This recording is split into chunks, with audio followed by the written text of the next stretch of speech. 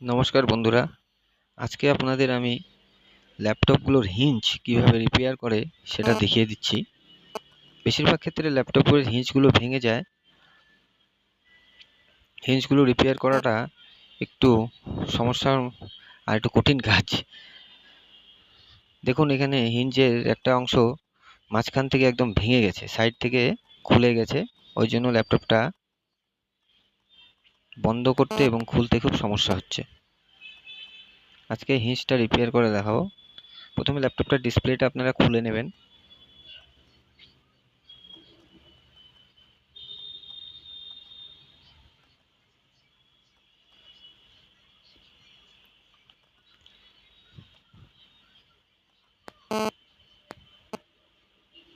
ডিসপ্লেটা সাবধানে খুলবেন যাতে স্ক্রুড্রাইভারের খোঁচা বা ধাক্কা কোনোভাবে না লাগে, নাহলে ডিসপ্লেটা ড্যামেজ হবে।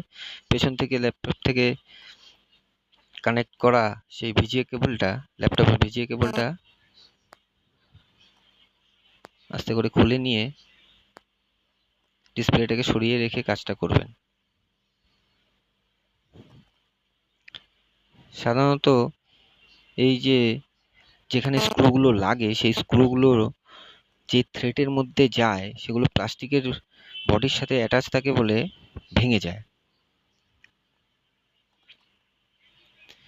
এই হিঞ্জটা ভেঙে যাওয়ার জন্য ল্যাপটপটা খোলা বন্ধ করতে সমস্যা হচ্ছে। প্রথমে হিঞ্জটাকে জোড়া লাগাতে হবে। সাধারণত এটা ওই ওয়েল্ডিং মেশিন দিয়ে জোড়া লাগাতে হয়, তো আমরা এটা ওয়েল্ডিং মেশিন দিয়ে জোড়া লাগিয়ে দেব।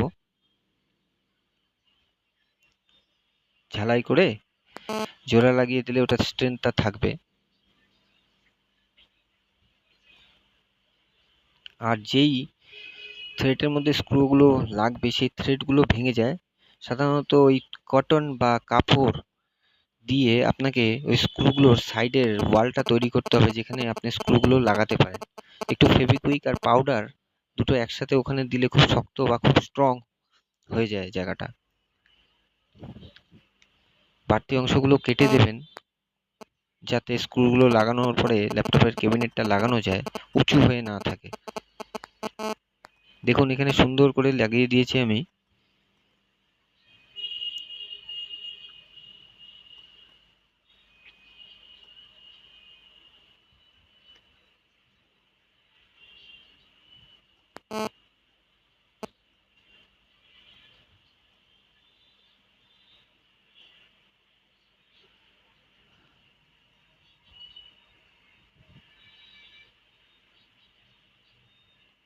এখানে ওয়েল্ডিং করে ওটাকে স্ক্রু দিয়ে আবার লাগিয়ে দিলাম।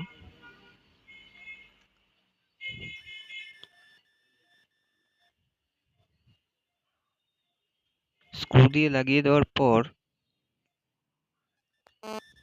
ল্যাপটপের হিঞ্জটার স্ট্রেংথটাকে কমিয়ে দিতে হবে। হিঞ্জের ওখানে একটা নাট বোল্ট থাকে, সেই নাট বোল্টটাকে আপনি প্লাস দিয়ে ওর স্ট্রেংথটাকে 50% কমিয়ে দেবেন। আমি দেখিয়ে দিব কিভাবে ল্যাপটপের হিঞ্জটার স্ট্রেংথটা কমিয়ে দিতে হয়।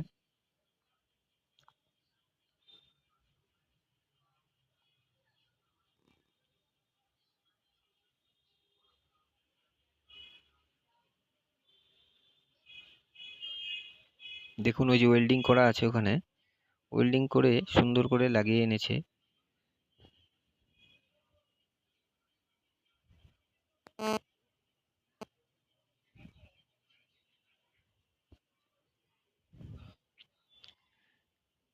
এটাকে নিচের দিকে ঘুরিয়ে দিলেই 50% স্ট্রেংথটা কমে যাবে,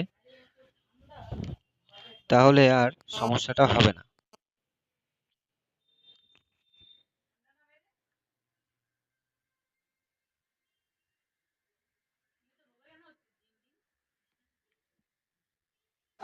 এবার স্ক্রুগুলো আপনি টাইট করে আবার লাগিয়ে দিন।